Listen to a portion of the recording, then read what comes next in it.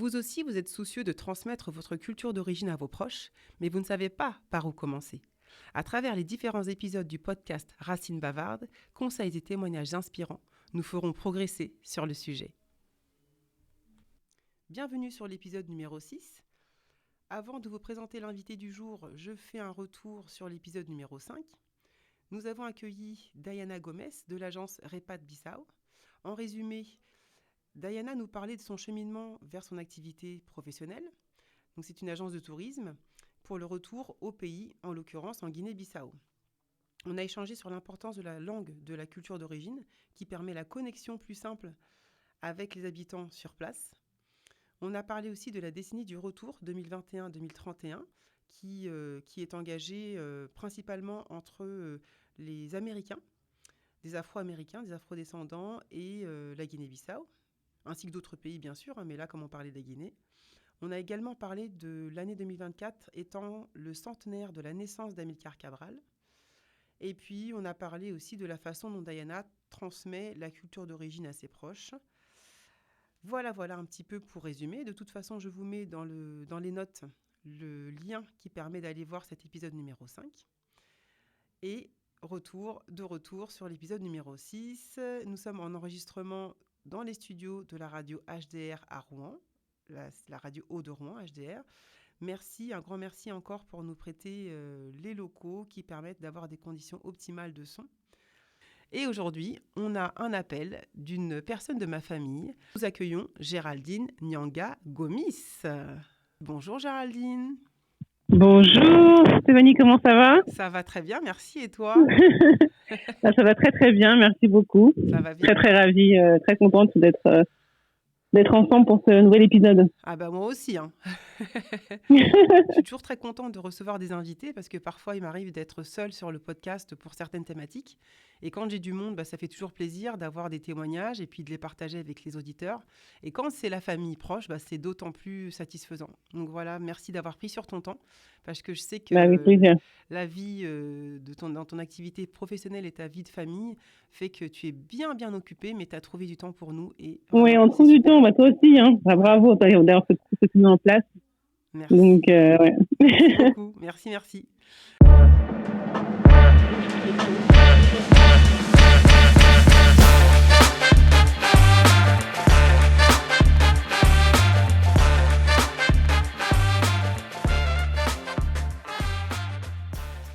Alors Géraldine, je voulais te poser une première question. Est-ce que tu peux te présenter? Oui, tout à fait. Alors, bonjour à tous et à toutes. Donc, je suis Géraldine. Je suis une jeune femme qui a eu plus de 40 ans. Et je suis maman aussi. Et je suis artiste dans la vie, chanteuse.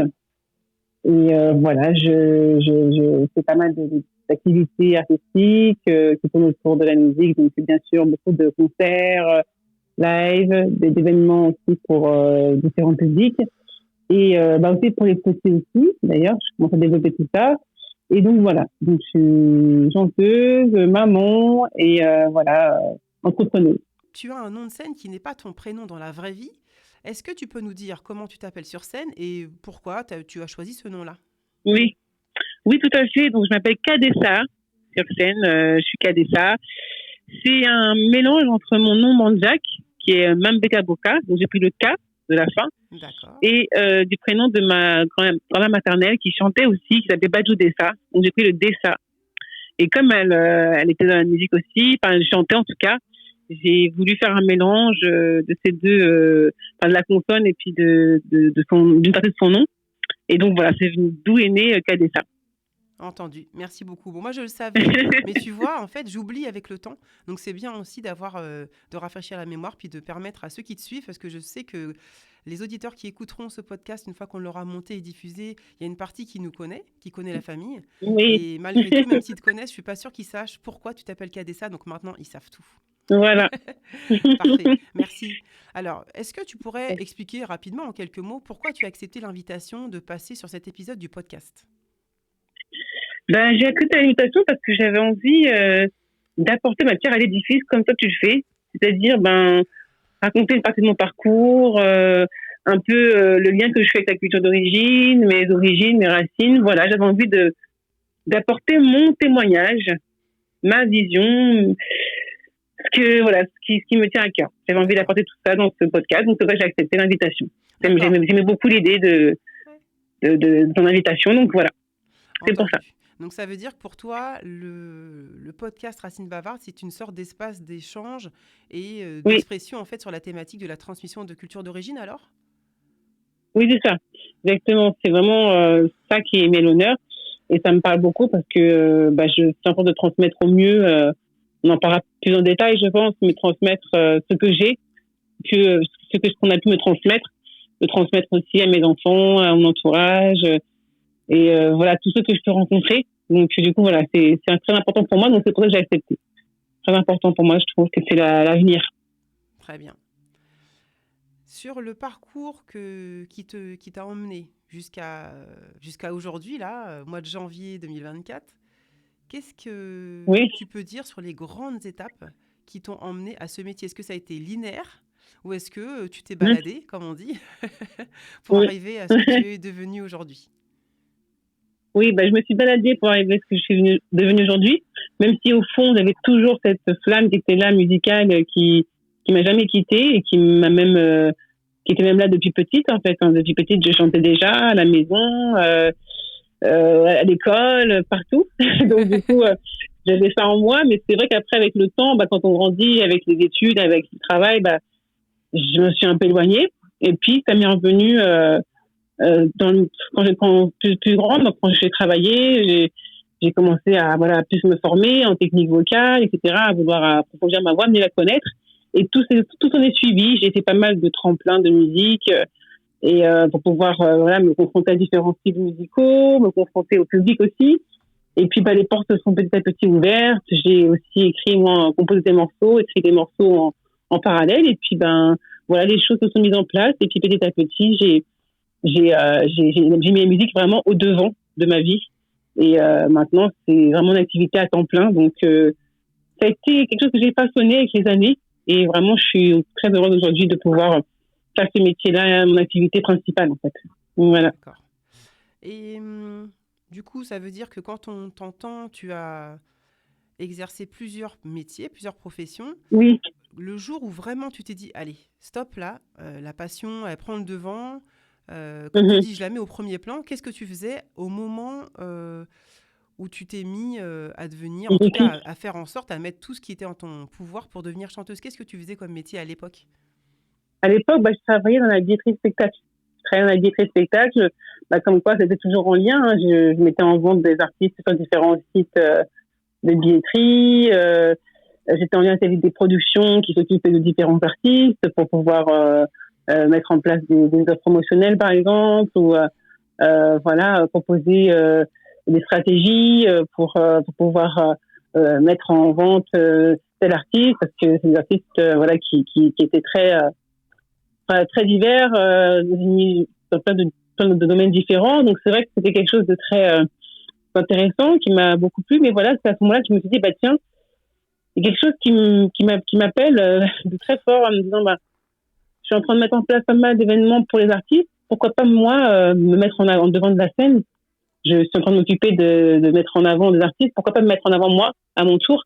Et ça me travaillait tellement à l'intérieur de moi, voilà, j'avais pas mal d'opportunités. Je faisais ça le soir en plus du travail. Donc je me dis, tiens, pour que ça prenne plus de place, il faut que je laisse plus de place à cette activité. Sinon, elle C'est va super. toujours avoir une petite place dans ma vie. Donc pour qu'elle prenne plus de place, il faut que je laisse plus de place et je peux pas faire plusieurs choses en même temps.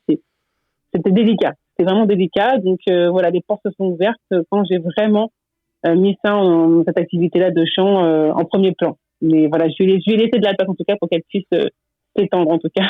Ouais. Alors, je ne sais pas Donc, si c'est voilà. fait exprès, mais du coup, c'est hyper pertinent d'avoir occupé un poste qui était déjà dans le milieu de Oui, la musique parce que du coup, tu entendais aussi les artistes et les groupes, j'imagine, enfin, les entendais pas forcément, mais en tout cas, tu les suivais dans la façon de oui, faire, etc. Et peut-être que ça t'a mis un coup de boost en fin de compte. Et comme tu dis oui. là, à te dire, eh ben, en fait, pourquoi ce serait pas moi finalement qui serais à leur place C'est ça, exactement. Oui, parce que ça met un coup de boost parce que déjà, ça nous renvoie à nous-mêmes. On se dit, tiens, tel artiste qui va faire telle salle de spectacle, toute une tournée. On s'imagine dans tout ça, on se dit, bah voilà, moi aussi, faut que je me donne ma chance. Donc, on voit bien que c'est pas évident toujours, hein, d'un artiste à un autre, les remplissages des salles peuvent être parfois pas évidents. C'est quelque chose qui faut travailler au corps, en fait, avec les fans, avec les différentes stratégies commerciales, etc. Donc, c'est vraiment un gros travail. Mais voilà, je me dis que il y avait une possibilité, chacun ira à son rythme, j'irai à mon rythme aussi.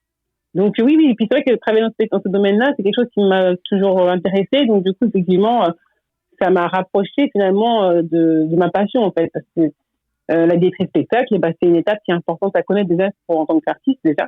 Et puis après, une spécialité qui est intéressante aussi pour pouvoir savoir comment fonctionne tout ce qui est mise en place de billetterie pour les artistes, comment ça se passe aussi pour pouvoir les mettre en avant, etc. Donc c'est vrai que c'était très intéressant et ça me sert beaucoup aujourd'hui en fait. Ouais, c'est Ça ça, en me fait, sert ça te aujourd'hui. sert aujourd'hui. C'est un métier, comme on dit, Oui, on c'est peut ça. faire n'importe quel métier dans sa vie.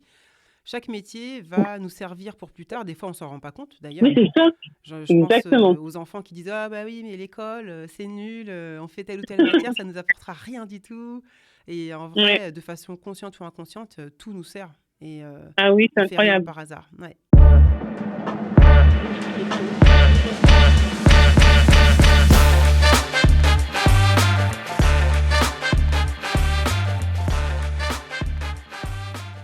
Donc là, je Oui, t'ai posé des questions plutôt sur ta pratique professionnelle, on va y revenir après, mais je oui, voulais te poser une question autour de ta vie de façon générale, que ce soit la vie familiale, la vie professionnelle, etc.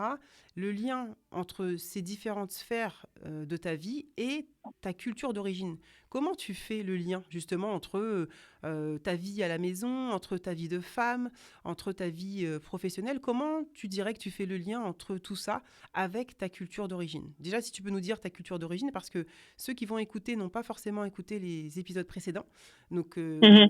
ils savent pas forcément qu'on est sœurs, ils ont peut-être pas écouté parce que c'est toi qui chantes la chanson de clôture de chaque épisode de podcast de Oui, Bavarde, et voilà, et du coup ils exactement. savent pas forcément de quel pays on vient, donc est-ce que tu peux nous raconter déjà, nous donner quelques mots sur ta culture d'origine, et après nous raconter comment tu fais le lien?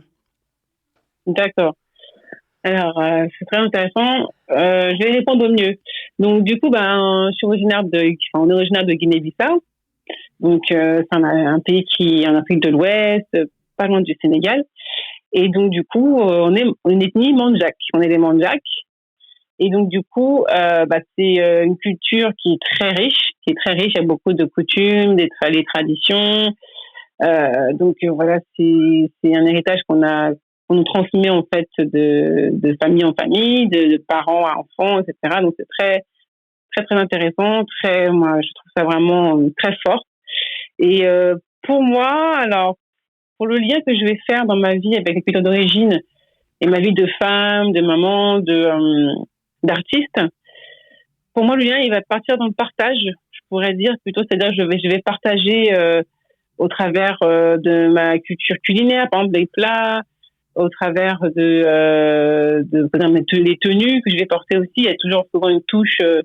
J'avais fait faire une tenue avec du tissu traditionnel tissé de Guinée-Bissau, donc c'est quelque chose que j'aime bien mettre en avant aussi sur scène pour faire le lien justement entre l'artiste et la culture d'origine. Et aussi, voilà, par le chant aussi, parce que je chante aussi en langue mandjak. Donc c'est tout ça, je fais en sorte de faire un lien artistiquement avec ma vie et ma vie d'artiste, ma vie de tous les jours. Et voilà, j'essaie de, c'est ce que je dirais pour explication, je pense. Je sais pas si c'est tout à fait clair, mais voilà, je Très bien. dirais plutôt ça Non, comme non, très bien. explication. Ça a été très clair. Donc c'est pour ça qu'après, on va revenir sur ton métier de chanteuse, parce qu'effectivement, il y a eu à plusieurs occasions le lien entre ta culture d'origine et ton métier. Et si on Mm. fait un focus sur la famille, le quotidien, si tu le veux bien, parce que du coup, ton compagnon, ton mari, Oui, ton mari, Oui, ton mari.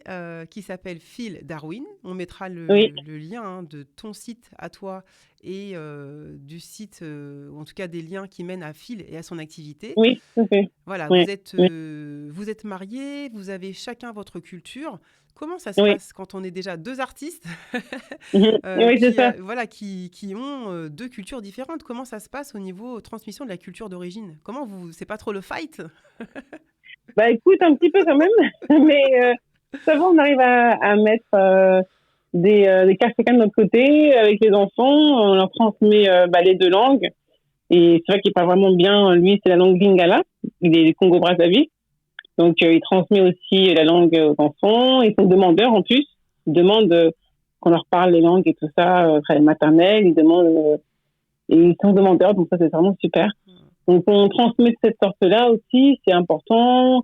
Et on regarde aussi des vidéos, des photos, quand celui là a eu beaucoup l'occasion de voyager en Afrique. Donc, voilà, il voit aussi à travers tout ça, des photos, des vidéos, pour leur montrer comment on est là-bas, comment ça se passe la vie quotidienne, etc. Donc, on leur transmet de cette sorte-là et voilà, on fait à notre façon. Je pense que pour eux, ils sont imprégnés dans tout ça et ils sont très contents. Ah, c'est super. Ah, c'est bien parce Ouais. que on est resté pendant longtemps sur un mythe selon lequel un enfant vaut mieux pas lui parler plusieurs langues à la maison, ce qui viendrait en conflit avec la langue Oui, du c'est vrai. pays dans lequel on est installé, donc en l'occurrence le français. Et il y a plein Oui, d'études et de témoignages qui ont montré qu'en fait ça c'était complètement c'est clair, hein. faux. Ouais. Voilà, c'est le contraire. Et en plus, toi, tu as la chance d'avoir des enfants qui sont demandeurs, ce qui fait Oui, que tu n'as pas à ramer à contre-courant pour leur transmettre des mots de base, du vocabulaire du quotidien. Et que voilà, s'ils sont oui, demandeurs, déjà exactement. d'une, pour vous, c'est plus de facilité et d'envie, Oui, plus de plaisir à transmettre. Et puis eux, s'ils sont demandeurs, c'est plus de plaisir à recevoir ce que vous leur apprenez. Et je trouve ça vraiment super. exactement. Ok, Oui, c'est vraiment ça. très bien. Alors, si on revient sur ta pratique professionnelle, qui est chanteuse pro, qu'est-ce que tu dirais sur, parce que quand on voit ton nom de scène, donc Kadessa, Mhm. quand on voit ton nom, ça veut dire que tu envisageais un peu ton métier, au-delà du nom que tu as donné, et du coup tu nous as expliqué pourquoi, ça veut dire que tu envisageais ton métier déjà dès le démarrage avec un côté transmission Mhm. de la culture d'origine. Et donc il y a des titres que tu as inventés, que tu as créés en langue mandjak. Est-ce que tu peux nous en parler? Oui, tout à fait. Donc, alors j'ai créé un titre en langue mandingue que je l'ai créé quand même plus tard que les premiers morceaux qui me sont venus comme ça de prime abord. C'est un morceau que je pense que j'ai créé quand j'étais plus à l'aise avec la langue mandjak.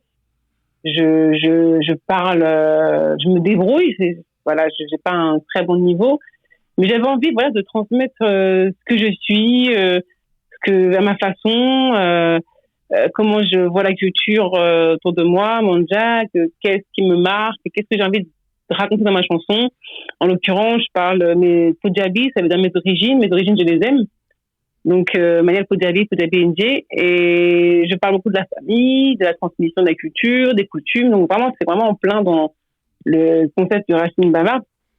Donc, du coup, tout ça, je fais l'éloge de tout ce qu'on m'a transmis et la fierté que j'ai de pouvoir être Mandjak et de pouvoir avoir toute cette tradition, cette richesse en fait qu'on m'a transmis.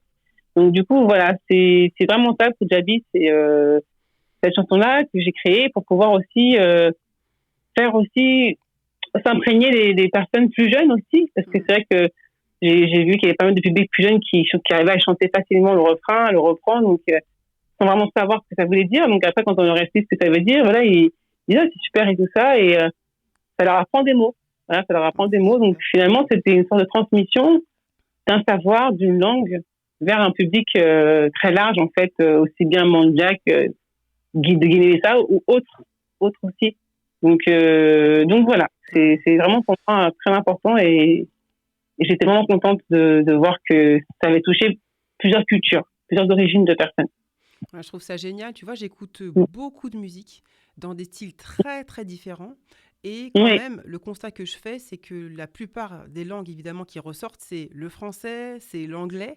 Et alors évidemment, il y a quelques artistes comme ça que j'écoute et qui parlent dans leur langue d'origine, mais c'est pas si répandu que ça. En tout cas, dans ce que j'écoute, bien sûr. Hein, c'est pas à l'image de ce La qui existe proportion, elle est vraiment. moindre. Voilà, c'est ça. Et quand tu as créé cette chanson Punjabi, il y avait vraiment cette fierté, mais qui dépassait juste je suis Manjak et ma sœur chante la chanson avec la langue de nos parents. C'était pas juste ça.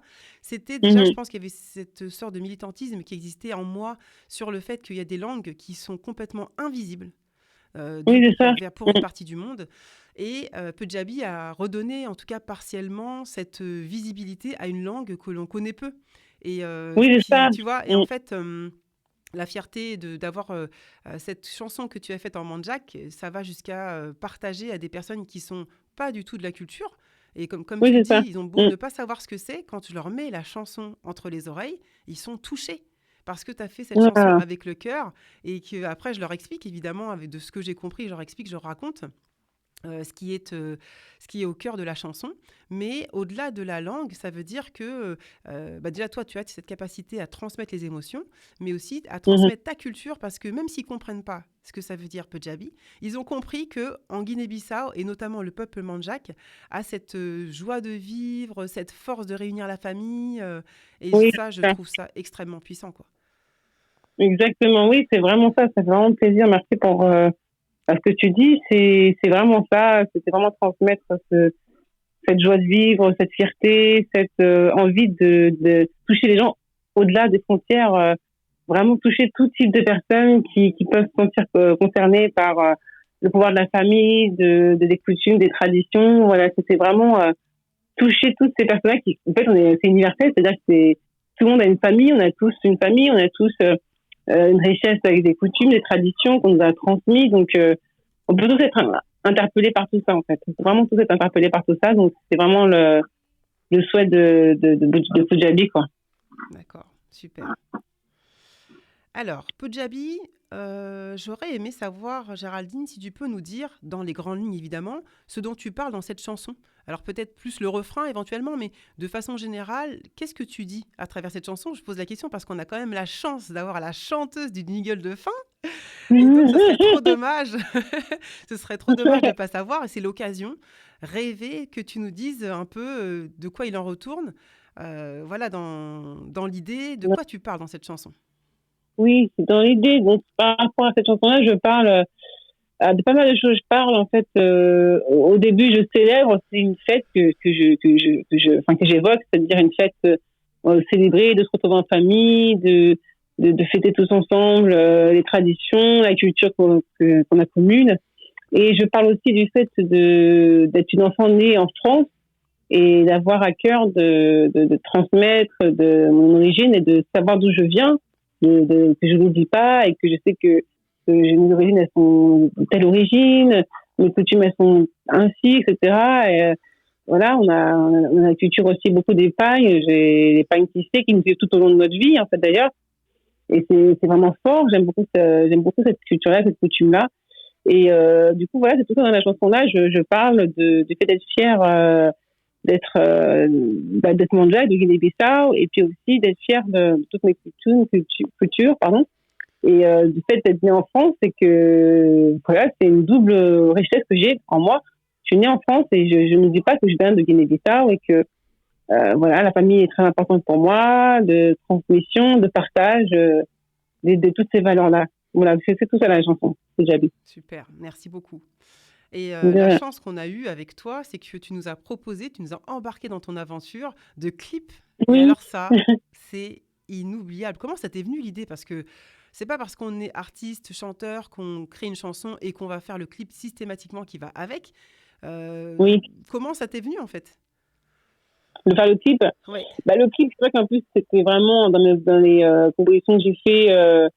J'avais vraiment voulu le mettre en image. Donc, je me suis dit, la meilleure façon de mettre en image cette chanson, c'est de mettre en avant ce que j'ai mis dans les paroles, c'est-à-dire la famille, c'est les coutumes avec les traditions, les pagnes, tissées très colorées, la joie, tout ça. Donc, je me suis dit, les meilleures personnes, qui peuvent représenter tout ça, c'est ma famille. Donc c'est pour ça que j'ai fait un clip avec vous et j'avais envie vraiment que vous figuriez dedans, que vous soyez vraiment l'hymne de Punjabi, quoi. Punjabi des origines. C'est-à-dire, voilà, vous représentez vraiment les origines, d'où l'on vient et voilà, c'était vraiment ce qui me tenait à cœur. Ah, c'est super. En tout cas, tu as Donc, réussi à réunir tout le monde.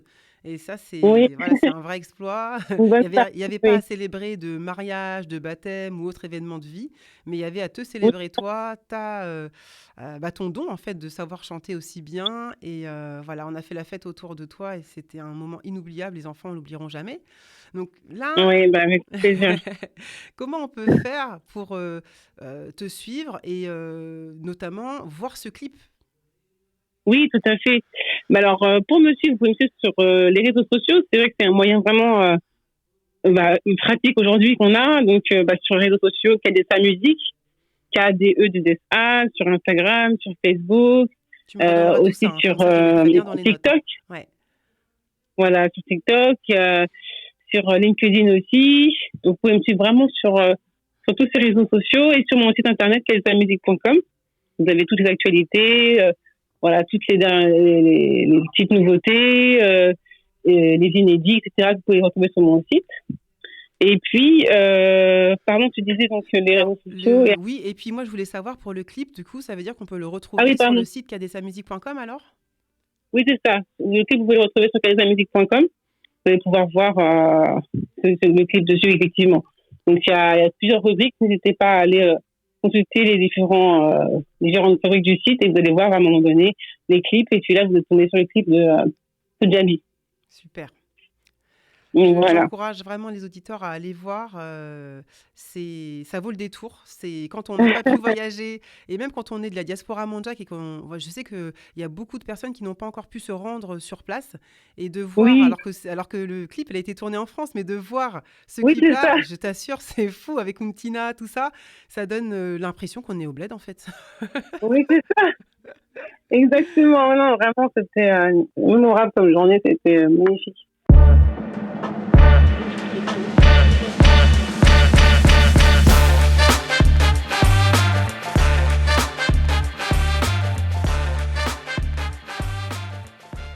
Je ne peux pas te faire venir sur le podcast et ne pas te demander de chanter, Kadessa. Donc, Ah, bah oui, c'est ça.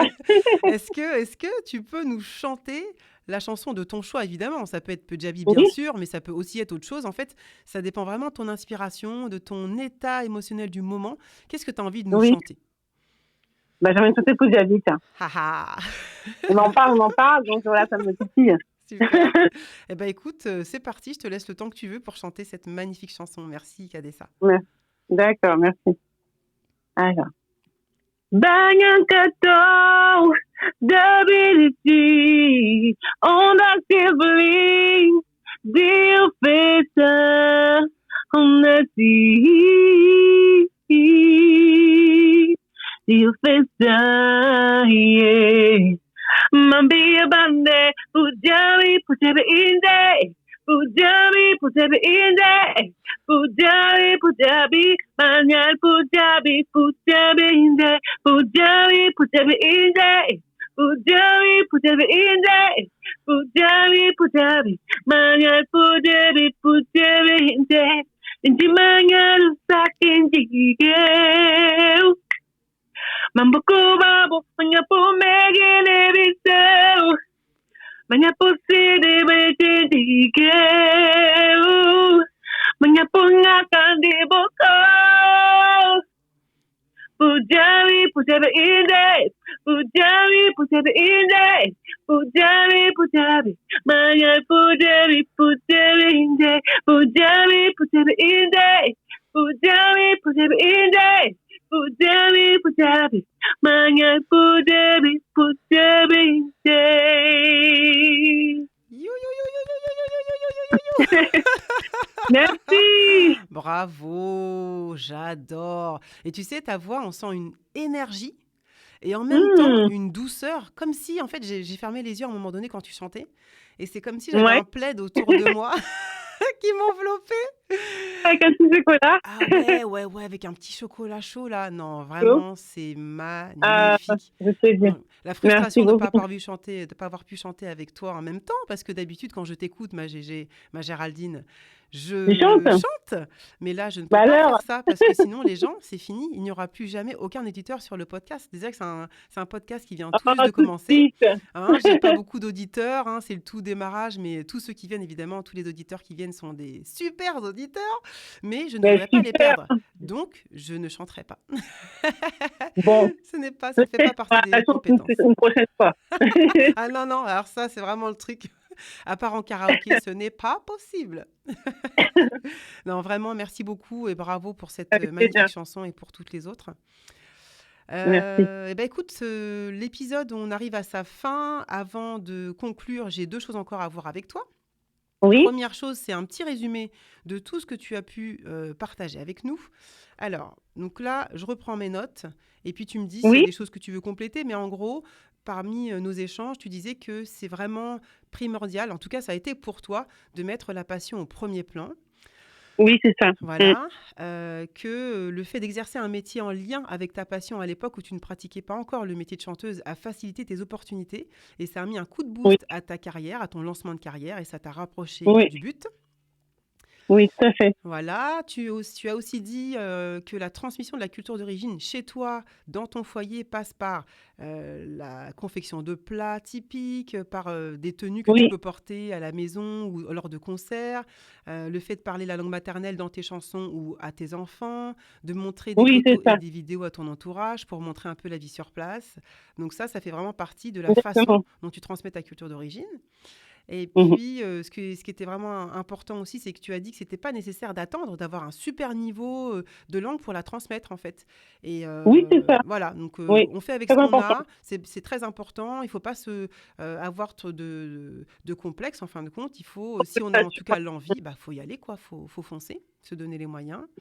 Et Mm. puis, tu as dit aussi plein d'autres choses, mais entre autres, que la culture, c'est universel et que même si en face de soi, on a quelqu'un qui n'a pas la même culture que soi, on est forcément touché par la culture Oui, en face parce que ça nous rapporte toujours, ça nous rappelle un peu ce qu'on est nous, ou alors ça souligne des choses que l'on n'a pas dans notre culture. Et donc, c'est là où il y a une vraie richesse dans le partage de la culture d'origine de chacun. exactement. Voilà. C'est un Et, savoir incroyable mais ouais, qu'on c'est peut ça. transmettre. Mm. Super, super. Et puis, tu disais que ta richesse, c'était le fait d'avoir une double culture, d'être né en France et d'avoir la culture qui en découle, et d'avoir des parents Oui, qui sont nés en Guinée-Bissau et qui ont pu, d'une façon ou d'une autre, te transmettre leur... oui, c'est ça. voilà. Alors, justement, tu vois, ça me fait penser à une question que je t'ai pas posée, mais comment tu dirais que les parents ont transmis la culture d'origine? Comment tu as reçu, toi, les éléments de culture d'origine qu'ils ont donnés à la maison? Oui, bah, j'ai reçu par la langue, parce que c'est vrai Mhm. que plus, bah, tous les, non, papa et maman, oui, ils parlaient pas mal mandjac quand c'était à la maison, surtout quand il y avait du monde, quand il y avait les tatas, quand il y avait la famille qui venait. Du coup, moi, je me rappelle de ça, j'entends bien le mandjac, mais c'est vrai que je parlais pas, je répondais pas en mandjac, par exemple. Donc, Mhm. je parlais beaucoup en français, donc, mais tout ça, je baignais dedans, donc du coup, j'ai toujours entendu le mandjac à la maison, donc ça m'a beaucoup aidé inconsciemment. Oui. Et puis après aussi beaucoup avec les tenues, c'est ça que maman elle aimait beaucoup mettre les tenues traditionnelles, Ah, les c'est vrai. pagnes et tout ça, donc ça aussi j'ai beaucoup aimé. Quand on allait aux fêtes, on Mhm. avait vraiment les musiques traditionnelles, enfin, de plusieurs origines, enfin plusieurs pays d'Afrique, mais c'était vraiment la culture africaine qui se déployait pendant les fêtes, donc ça j'adorais aussi, j'ai baigné dedans aussi dedans avec ça. Voilà, la famille, beaucoup la famille aussi, la famille chez qui on va, avec qui on parle mondiaque, avec qui on mange les plats, on partage les plats, donc tout ça, Ouais. j'ai, j'ai baigné dedans, petite jusqu'à adulte, et du coup, ça m'a, ça m'a en fait nourri, Ouais. et du coup, aujourd'hui, c'est quelque chose qui vient naturellement, à ma façon, à mon rythme, mais voilà, c'est quelque chose que j'ai envie de transmettre et qui fait partie de moi, une partie intégrante de moi, en fait. Super. Bah, J'ai besoin de merci beaucoup. partager. C'est Mm. bien. Moi, j'aime bien poser cette question parce que à la fois ça permet de mieux apprendre à te connaître et en plus Oui, pour les personnes qui sont soit parents ou bien qui ont quelqu'un dans leur entourage proche à qui ils veulent transmettre la culture d'origine, d'entendre ce genre de oui, réponse, ça donne des idées aussi de se dire ah bah tiens je pourrais aussi moi m'y prendre de cette façon-là pour transmettre ma culture d'origine. C'est des éléments auxquels on pense pas toujours et de les entendre de la part de quelqu'un d'autre, ça permet d'inspirer. Donc voilà, merci pour tes Oui, réponses. exactement. Très bien. Très bien. Alors, Géraldine, je clôture l'épisode en te donnant une info importante pour la langue maternelle, justement. Le 21 Oui, février de chaque année, c'est la journée mondiale de la langue maternelle. Est-ce que tu avais déjà entendu parler waouh. de cette journée mondiale? Ben non, c'est d'ailleurs, Et je ouais, n'ai jamais entendu parler. mais J'en ouais. avais entendu en parler une fois, je crois, grâce à toi. D'accord? Mais sinon, je connaissais pas l'existence de cette journée. Eh ben C'est voilà. super, on devrait en parler plus. Mais oui, parce que malheureusement, les langues maternelles, elles sont pas toujours mises à l'honneur, assez peu. Et d'avoir une Valorisien, journée oui. mondiale, je trouve ça génial. Et c'est vrai que j'ai toujours plus ou moins Génial. essayé de me raccrocher à ça, sans forcément trop communiquer dessus. Mais là, cette année, j'ai mis le paquet, dans la mesure où j'ai un pack d'activités qui est en train de sortir là. Et le podcast Ah Racine Bavarde, oui, il sert un peu ouais. aussi à ça, hein. C'est pour parler des différentes personnes qui sont dans la thématique de la transmission de la culture d'origine, mais aussi pour parler de ce que je propose et qui va dans dans ce cheminement-là. Et donc, voilà, donc j'ai un pack d'activités qui est en train de voir le jour. Je suis en train de finaliser ce pack et j'en suis très contente. Mais voilà, je voulais voir un peu, toi, si ce genre d'initiative, c'est-à-dire recevoir tous les mois par mail une idée d'activité qui sera juste à imprimer, où tu dois apporter, toi, ta propre langue. Donc, c'est quelque chose qui sera à chaque fois personnalisable en fonction de la langue, de la culture d'origine. Donc, ce pack-là que tu reçois à travers un abonnement tous les mois pendant 12 mois, est-ce que c'est quelque chose qui te semble judicieux dans ton rythme quotidien, dans ce que tu mets en place dans ta famille? Est-ce que ça peut entrer dans vos habitudes? Qu'est-ce que tu en penses? Et histoire d'avoir un retour, un œil sur cette nouvelle idée qui vient de sortir en 2024.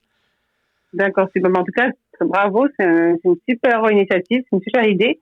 Moi, ça me parle tout de suite, hein, parce que j'aime bien tout ce qui est activités qui sont, comment dire, répétitives, qui se répètent, où on a une sorte de rythme à suivre.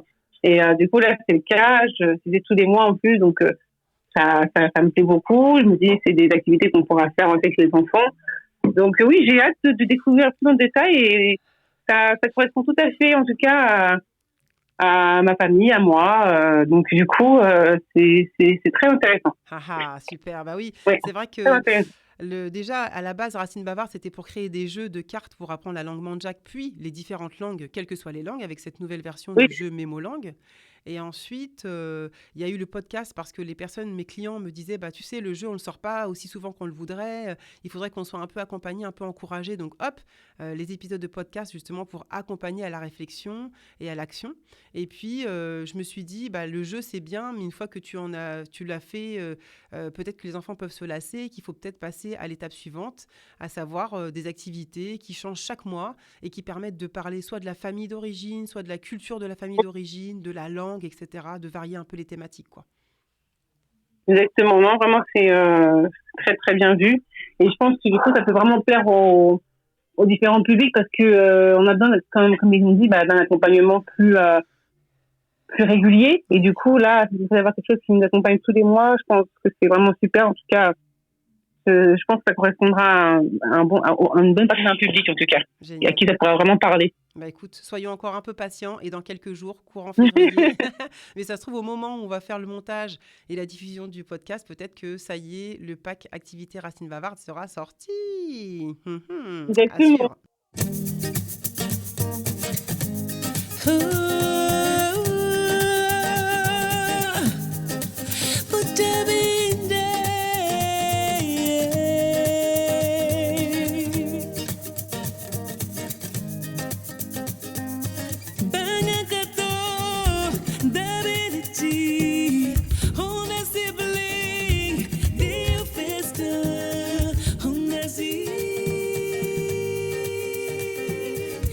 Festa.